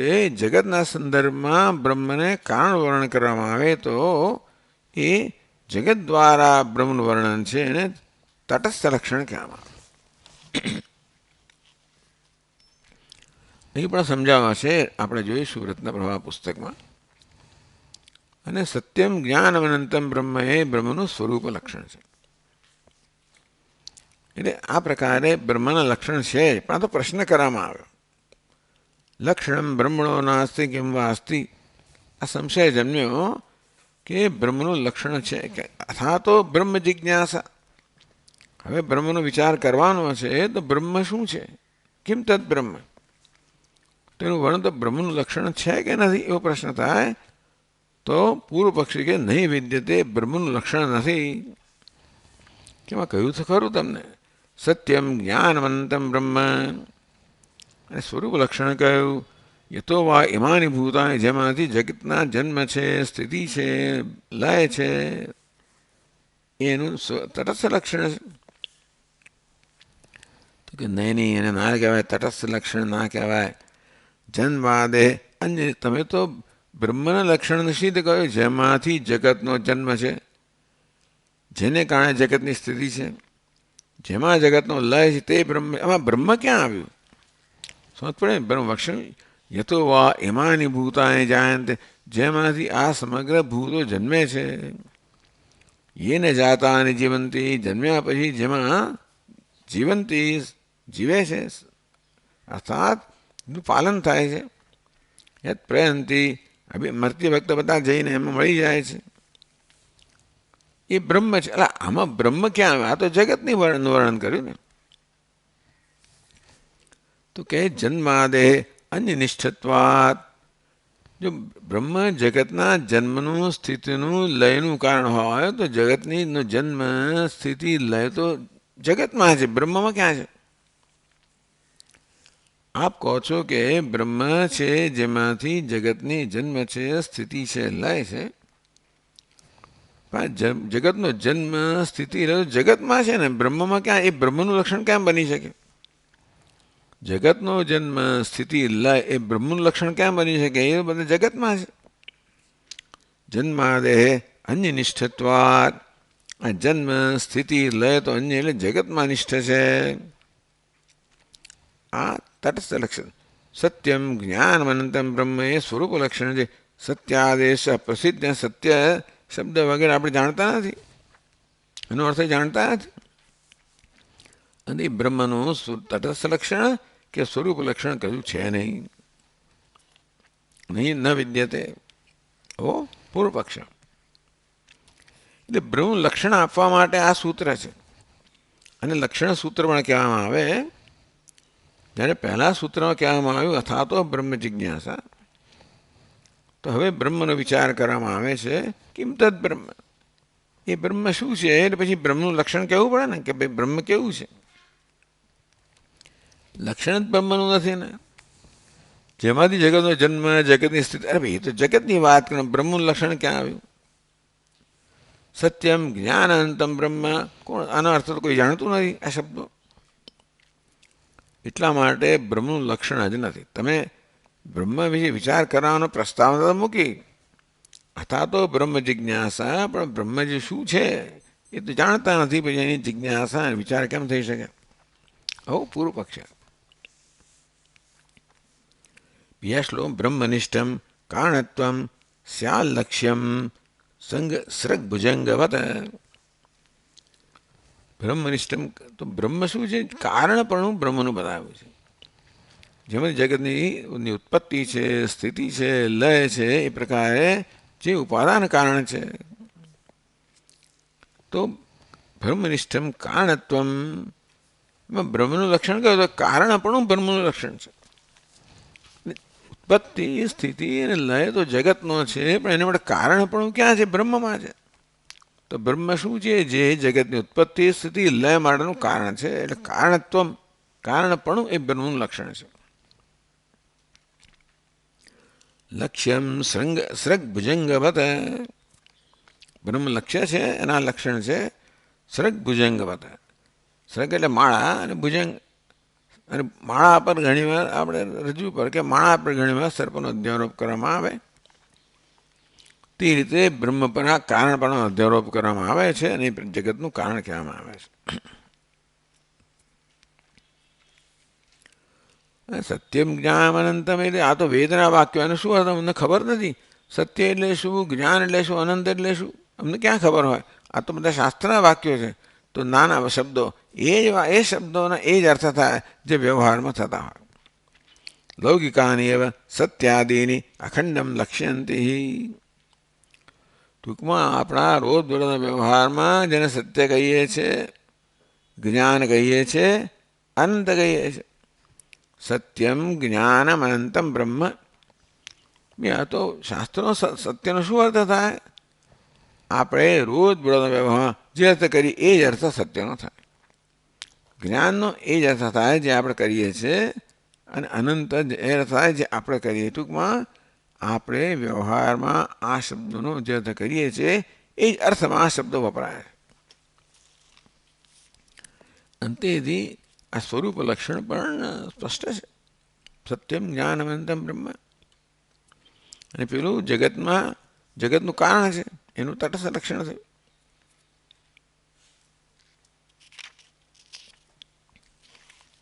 એટલે અહીંયા 13મા પાન પર સમજાવે છે, યતો વા ઇમાની ભૂતાની જાયન્તે યેન જાતાની જીવંતે યત પ્રયંતિ સંવિશંતિ તદ વિજિજ્ઞાસસ્વ તદ બ્રહ્મ ઇતિ.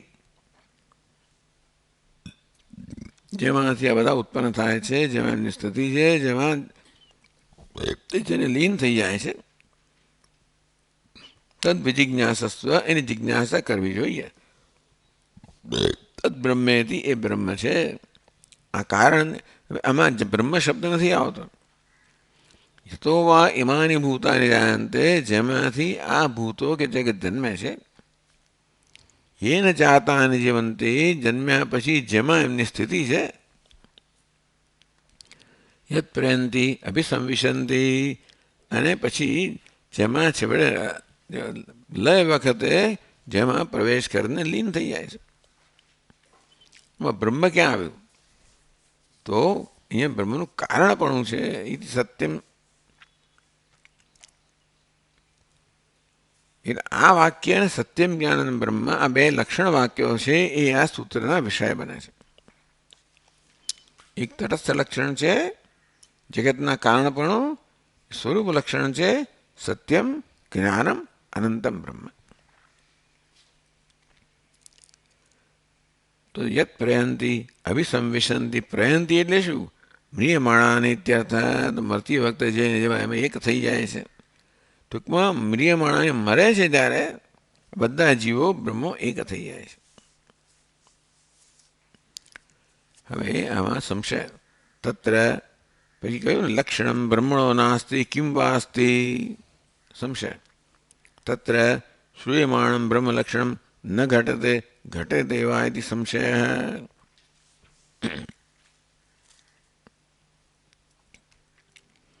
તો અહીંયા જે લક્ષણ કહેવામાં આવ્યું, જગતના કારણપણું, સત્ય જ્ઞાન અનંત, એ ખરેખર બ્રહ્મમાં ઘટે કે નહીં, એટલે કે એ વસ્તુ બ્રહ્મની અંદર સંભવિત છે કે નહીં? તો ઉત્તર આપ્યો संशय न घटते घटते इति न घटते પૂર્વ પક્ષી કહે ના ભાઈ આ જે લક્ષણો છે ને બ્રહ્મમાં ઘટે નહીં, બ્રહ્મ સંભવિત નથી, ન્યાયયુક્ત નથી. તો કેમ નથી? તથા કિમ જન્માદિકમ તદ તદ તદલક્ષણમ ઉત સત્યાદિકમ. આ જેનો જન્મ સ્થિતિ લય જગતનો છે એ બ્રહ્મ છે, એ બ્રહ્મનું લક્ષણ છે કે સત્યમ જ્ઞાન એ બ્રહ્મનું લક્ષણ છે. નાદ્ય તો કે જેમાંથી જગતનો જન્મ છે, સ્થિતિ છે, લય છે, બ્રહ્મ છે. હવે એનો તો કોઈ સંબંધ નથી. તો ટૂંકમાં બ્રહ્મનિષ્ઠત્વે તન્ન તસ્ય જગન્નિષ્ઠત્વે બ્રહ્મ તો આ ઉત્પત્તિ થવી, સ્થિતિ હોવી, લય થવી જગતનું ધર્મ છે ને. એ તમે બ્રહ્મનું લક્ષણ આપ, જેમાંથી જગતની ઉત્પત્તિ છે, જેમાં જગતની સ્થિતિ છે, જેમાં જે જગત લીન થઈ જાય છે, એ જગતની વાત કરે ને. બ્રહ્મનું લક્ષણ ક્યાં આવ્યું? ટૂંકમાં જગન્નિષ્ઠત્વેને આ ઉત્પત્તિ સ્થિતિ લય તો જગતમાં નિષ્ઠ છે, જગતમાં રહેલા છે, એને બ્રહ્મ સાથે સંબંધ નથી. એ બ્રહ્મનું લક્ષણ કેમ બની શકે? બીજું તમે સ્વરૂપ લક્ષણ કહ્યું, સત્યમ જ્ઞાનમનંતમ દ્વિતીય લોક પ્રસિદ્ધ સત્ય જ્ઞાન સ્વીકારે. તો આપણે તમે સત્ય જ્ઞાન અનંત શબ્દો કયા બ્રહ્મના, એ આપણે રોજ બરોજના વ્યવહાર ન લેવાના. એવું કહીએ તો પછી ભિન્ન અર્થત્વાત અખંડમ બ્રહ્મ, તો સત્યનો અર્થ એક થાય, જ્ઞાનનો અર્થ બીજો થાય, અનંતનો અર્થ ત્રીજો થાય. સત્યમ જ્ઞાનમ અનંતમ બ્રહ્મ આવું સ્વરૂપ લક્ષણ કહ્યું. સત્યનો વ્યવહાર, સત્યનો અર્થ એક થાય, જ્ઞાનનો અર્થ બીજો થાય, અનંતનો અર્થ ત્રીજો થાય. તો પછી સત્યમ બ્રહ્મ જુદું, જ્ઞાન બ્રહ્મ જુદું. સત્ય જ્ઞાન અનંત ત્રણ શબ્દના જુદા થતા હોય તો શું થયું? સત્ય બ્રહ્મ એક થયું, જ્ઞાન બ્રહ્મ બીજું થયું, અનંત બ્રહ્મ ત્રીજું થયું. એટલે આ તો બ્રહ્મના ભિન્ન, એટલે અનેક બ્રહ્મ થયા. ભિન્ન અખંડમ બ્રહ્મ ન સિદ્ધ્યે, અખંડતા સિદ્ધ ન થાય. સત્ય બ્રહ્મ એક વસ્તુ છે, જ્ઞાન બ્રહ્મ બીજું છે, અનંત બ્રહ્મ ત્રીજું છે. કારણ કે વ્યવહારમાં દરેક શબ્દના જુદા છે ને. તમે કહેતા હો કે આ સત્યમ જ્ઞાન અનંતમ બ્રહ્મ, આ સત્ય અંધ શબ્દ તમે વ્યવહારમાં જે અર્થમાં પ્રયોગ કરો એ જ અર્થમાં વપરાયા છે. તો વ્યવહારમાં સત્યનો અર્થ એક થાય, જ્ઞાનનો અર્થ બીજો થાય, અનંતનો અર્થ ત્રીજો થાય. અને તેથી તમે એક જ બ્રહ્મની વાત કરો છો કે ભિન્ન ભિન્ન બ્રહ્મની વાત કરો છો? એટલે આ ત્રણ શબ્દનો ત્રણ છે, એટલે તેથી એક જ બ્રહ્મ છે એવું તો સિદ્ધ થતું નથી.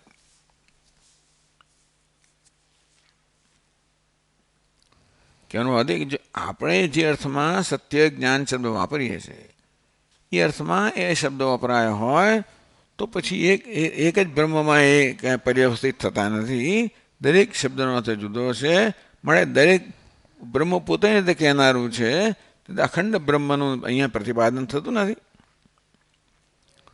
ના ના, હવે તમને તો એવું નથી. અમે કહીએ છીએ એમાં સત્યનો અર્થ જ્ઞાન થાય, અપ્રસિદ્ધ. એટલે કે ટૂંકમાં શાસ્ત્ર જે શબ્દો વાપરે છે એ આપણે જાણી એ અર્થમાં જ વાપરે છે કે એમની પોતાની રીતે વાપરે છે? પોતાની રીતે વાપરો તો આપણને શું ખબર પડે કે અર્થ શું કરવો? અપ્રસિદ્ધ છે તું સત્યાદેહ લક્ષણ અયુક્તમ.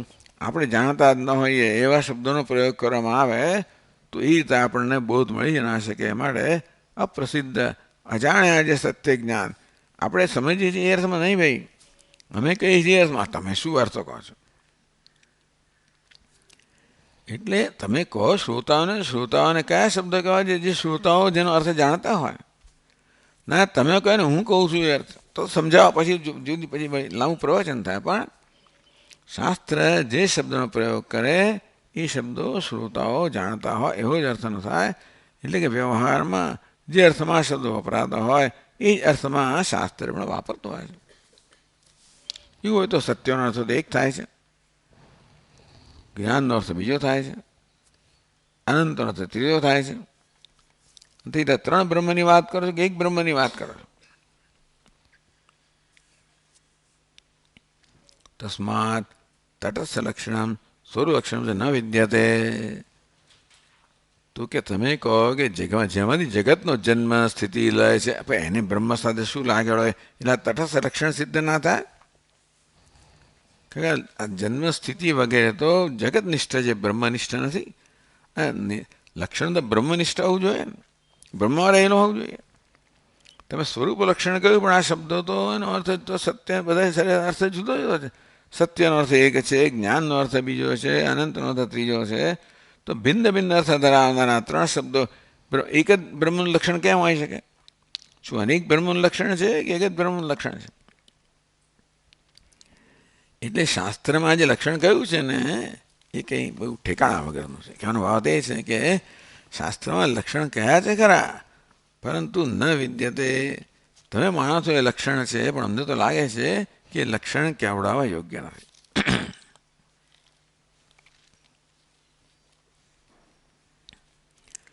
અત્ર ઉચ્યતે. તો જો પેલા શ્લોકો આ પ્રકારના હતા. લક્ષણમ બ્રહ્મણો નાસ્તિ કિમ વાસ્તિ. સંશય એ થયો કે બ્રહ્મનું લક્ષણ છે કે નથી. નહીં વિદ્યતે પૂર્વ પક્ષ લક્ષણ બ્રહ્મનું લક્ષણ નથી. કેમ નથી ભાઈ? જન્માદેહ અન્ય નિષ્ઠત્વાત. તમે એનું તટસ્થ રક્ષણ કહ્યું. જેમાં જગતનો જન્મ છે વગેરે એ તો જગતમાં જ જન્મ સ્થિતિ, એ બ્રહ્મનું લક્ષણ કેમ બને? સત્યાદેશ અપ્રસિદ્ધત અને સત્યમ જ્ઞાનમંતમ એવું જ બ્રહ્મ લક્ષણ કહો, સ્વરૂપ લક્ષણ. તો બ્રહ્મના દરેકનો અર્થ જુદો છે, તો એક જ બ્રહ્મનું લક્ષણ કેમ હોઈ શકે?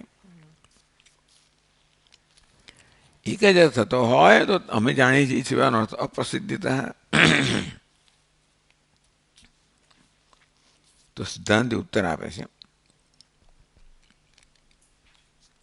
બ્રહ્મનિષ્ઠમ કારણત્વમ સ્યાત લક્ષ્યમ સૃગભુજંગવત. ભાઈ બ્રહ્મ જગતનું કારણ હોઈ શકે, જગતમાં હોયા વગર કેવી રીતે? સર્ગ ભુજંગવત. સર્ગ એટલે માળા, જે માળા ભુજંગનું એ સર્પનું કારણ હોય. સર્પમાં રહ્યા વગર માળા સર્પનું કારણ છે. સમજ પડે છે ને? એટલે રજ્જુ કહો એ માળા કહે અહીંયા આગળ. રજ્જુ સર્પના દૃષ્ટાંતમાં રજ્જુ સર્પનું કારણ છે. સર્પની જન્મ સમય, સર્પનો જન્મ સમય રજ્જુમાંથી થયો. એની સ્થિતિ ક્યાં છે? રજ્જુમાં છે. લય ક્યાં? ટોચ લય ક્યાં? રજ્જુમાં થશે. આમ રજ્જુ કેવું છે? જેમાંથી સર્પનો જન્મ છે, જેમાં સર્પની સ્થિતિ છે, જેમાં જેને સર્પ લીન થઈ જાય છે, એક થઈ જાય છે. આ પ્રકારે અધિષ્ઠાન ઉપાદાન કારણ છે, અધિષ્ઠાન કારણ છે. તો જેવી રીતે રજ્જુમાં તમે આ તો બધા સર્પના લક્ષણ કયા, જેમાંથી સર્પની ઉત્પત્તિ છે, જેમાં સર્પની સ્થિતિ છે, જેમાં સર્પ જેને લીન થઈ જાય છે, એક થઈ જાય છે. તો હા બરોબર છે. એ દ્વારા વાસ્તવમાં રજ્જુનું જ લક્ષણ કહેવામાં આવ્યું કે જેમાંથી આ સર્પ ઉત્પન્ન થાય છે વગેરે. એ આપણે જાણીએ છીએ. આ રજ્જુ સર્પનું દૃષ્ટાંત જાણીતું છે. અને કેવી રીતે? જેમાંથી સર્પની ઉત્પત્તિ છે, જેમાં સર્પની સ્થિતિ છે, જેમાં સર્પનો લય છે, તદ બીજી એ જાણવું જોઈએ તારે. એ રજ્જુ છે. એટલે આવું તો કંઈ હોય, તમે વર્ણન કરો રજ્જુ તો આવતું જ નથી, તો સર્પનો આવે છે ને. ઉત્પત્તિ પણ સર્પની કહી, સ્થિતિ પણ સર્પની કહી, લય સર્પનો કયો? તો કે હા રજ્જુનિષ્ઠ છે. આ પ્રકારે જેવી રીતે સર્પની ઉત્પત્તિ સ્થિતિ રજ્જુનિષ્ઠ છે, તેવી રીતે જગતની ઉત્પત્તિ સ્થિતિ એટલે બ્રહ્મનિષ્ઠ છે. અને પેલું સ્વરૂપ લક્ષણ લૌકિકાને સત્યાદીન અખંડમ લક્ષ્યંતી. સત્યમ જ્ઞાનમંતમ બ્રહ્મને સ્વરૂપ લક્ષણ કહેવામાં આવ્યું, એ પણ બરોબર જ છે. સત્યમ જ્ઞાનમનંતમ એ શબ્દનો અર્થ આપણે રોજ એ અર્થ જ કરવાનો. તો એમનો અર્થ જુદા છે, પણ લક્ષણાવૃત્તિથી આ ત્રણેય શબ્દ છે ને એ બ્રહ્મનું નિરૂપણ કરે છે. વાચ્યાર્થથી, લક્ષ્યાર્થથી. એ કેમ નક્કી કરવું એ ભાષ્યકાર આખું સમજાવશે, પણ ટૂંકમાં સમજાવે છે.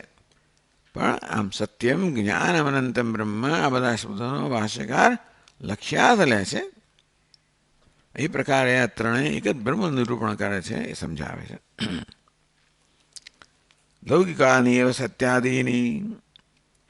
સત્યમ જ્ઞાનમનંતમ આ શબ્દ લૌકિકાની છે, પણ લક્ષણાવૃત્તિથી અખંડ બ્રહ્મ છે એનું નિરૂપણ કરે છે. તો ત્યાં ટીકાકાર કહ્યું અત્ર ઉચ્યતે યલ્લક્ષણમ રૂપાનંતરભૂતમ સત્યપદાર્થાંતર વ્યવહાર હેતુ વ્યવસ્થા હેતુ તત્તટસ્થ લક્ષણમ.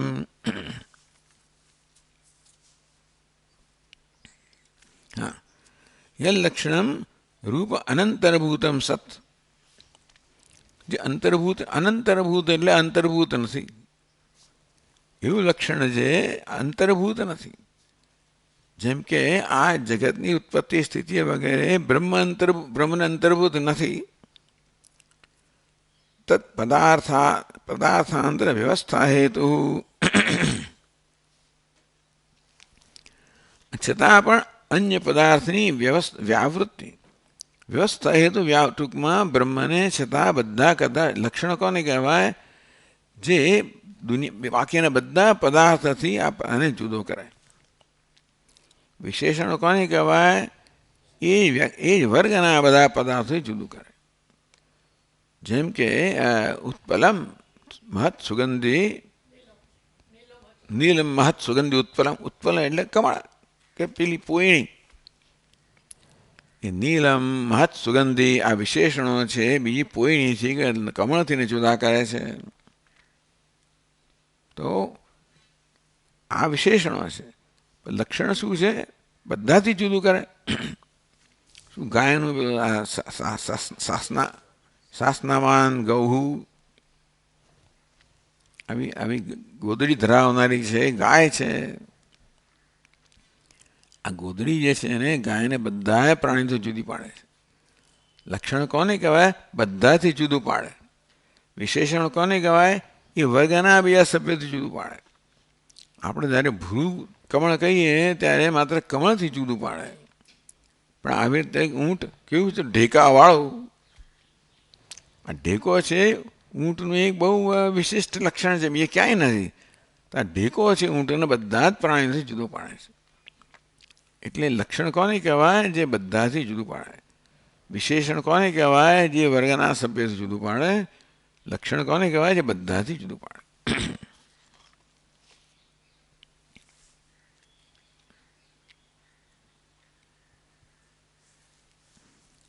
તો જે સ્વરૂપ અનંતર નથી, એને અંતર્ગત નથી અને છતાં પણ બીજું જુદું પાડે છે એને તટસ્થ લક્ષણ કહેવામાં આવ્યું. જેવી રીતે તમારે જવું હોય આ પેલા દેવદત્તાના ઘરે જવું છે, ફલાણી સોસાયટીમાં, કયું એનું ઘર છે? ભાઈ સોસાયટીને બધા ઘર સરખા છો એટલે ખબર ના પડે. તો જેની બાલ્કનીમાં લાલ સાડી લટકતી હોય એ દેવદત્તનું ઘર છે. જીન શોધી કાઢ્યું. દિવસ પાછું ગયો શોધવા મળ્યો તો લાલ સાડી તો મળે નહીં. આ કેવું છે? આગંતુક લક્ષણ છે. એટલે જે હંમેશા ઘરમાં રહેલું નથી એને છતાં પણ આપશે વ્યાખ્યા. તો એને આપણે તટસ્થ લક્ષણ કહીએ. કયું ઘર? પેલા જે પર કાગડો બેઠો છે ને એ ઘર. તો એ શું કહેવાય? તટસ્થ લક્ષણ. એટલે અંતર્ગત નથી છતાં પણ આ ઘરને બીજા બધા ઘરથી જુદું કરવામાં કરી શકે છે, માટે એને તટસ્થ લક્ષણ કહેવામાં આવ્યું. તો કયું ઘર?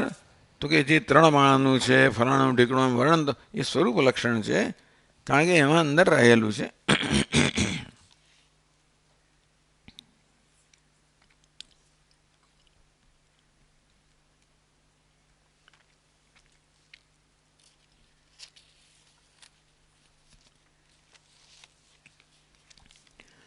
જન્માદે અન્યનિષ્ઠત્વેપી તત્કારણત્વમ બ્રહ્મણી કલ્પના સંબદ્ધમ. આમ જન્મ સ્થિતિ લય તો જગતમાં રહેલા છે અને છતાં એમ બ્રહ્મનું કારણ તરીકે કહેવામાં આવ્યું એ કલ્પનાયા સંબદ્ધમ. આ બ્રહ્મમાં કારણ પણ કેવું છે? કલ્પનાથી સંબંધિત છે. તટસ્થ લક્ષણ ભવિષ્યતિ, એ તટસ્થ લક્ષણ બને. યો ભુજંગ શાસ્ત્ર ઇતિવત.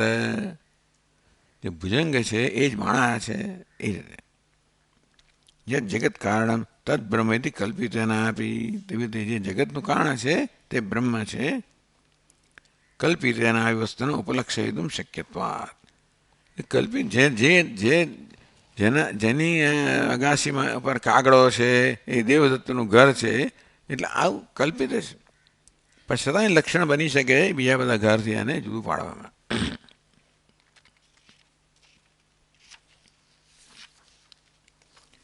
ભિન્નાથાનપી પિતૃ સુત ભ્રાતૃ જામાતૃ આદિ શબ્દાના એક દેવદત્ત પર્યવસાયિત્વે સત્યમ જ્ઞાન અનંતમ દરેક શબ્દનો અર્થ જુદો હોય તો પણ એક વસ્તુનું પર્યવસાન થાય જેમ પેલો એક દેવદત્ત પુત્ર પણ છે ને પતિ પણ છે ને પાછો ભાઈ પણ છે ને પછી જમાઈ પણ છે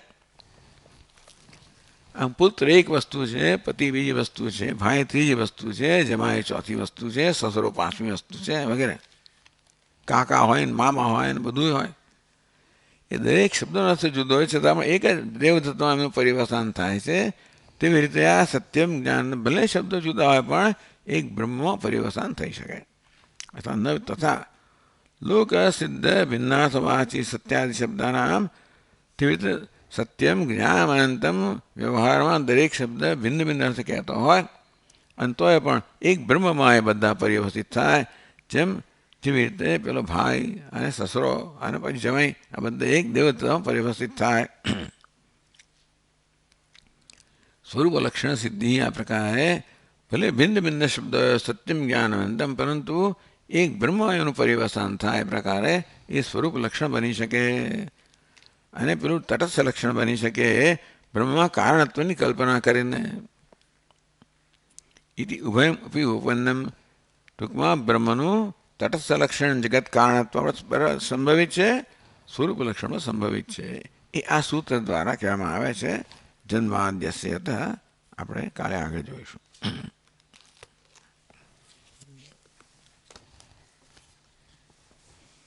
રાહુગ્રસ્ત દિવાકરેન્દ્ર સદૃશો માયા સમાચ્છાદનાદ સન્માત્ર કર્ણોપસંહરણતો યો ભૂત સુષુપ્ત પુમાન સ્વાપ્સમિતિ પ્રબોધ સમયે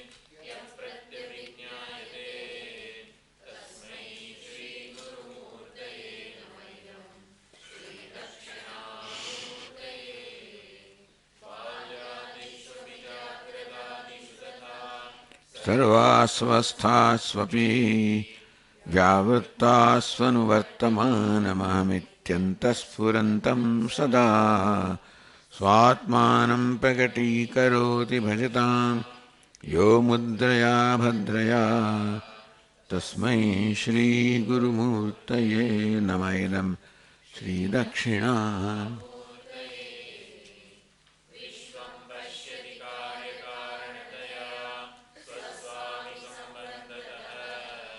शिष्याचार्यतया तथैव पितृपुत्राध्यात्मना भेदतः स्वप्ने जाग्रति वा य एष पुरुषो मायापरिभ्रामितः तस्मै श्रीगुरुमूर्तये नमः इदं श्रीदक्षिणामूर्तये भूरम्भां सननो नीलों वरमहर्नाथो हिमांशुः पुमान् इत्याभाति चराचरात्मकमिदं यस्यैव मूर्त्यष्टकम् नान्यत्किञ्चन विद्यते विमृशतां यस्मात् परस्माद्विभोः तस्मै श्रीगुरुमूर्तये नमः इदं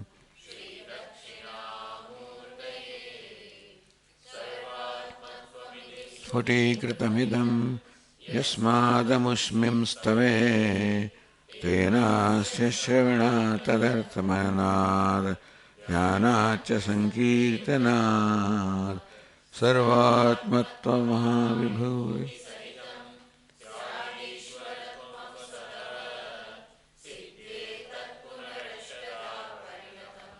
चैश्वर्यमव्याहतम् अशुभानि निराचष्टे तनोति शुभसन्ततिं स्मृतिमात्रेण पुंसां ब्रह्म तन्मङ्गलं अथ कल्याणरूप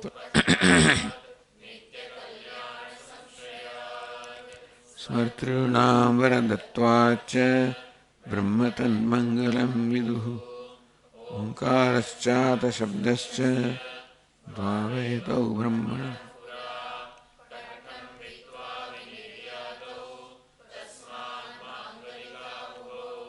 तस्मान् माङ्गलिकावुभौ इति ॐ अथ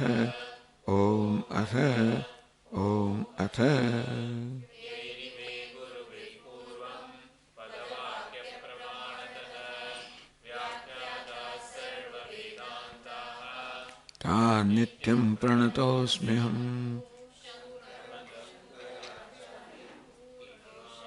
सुध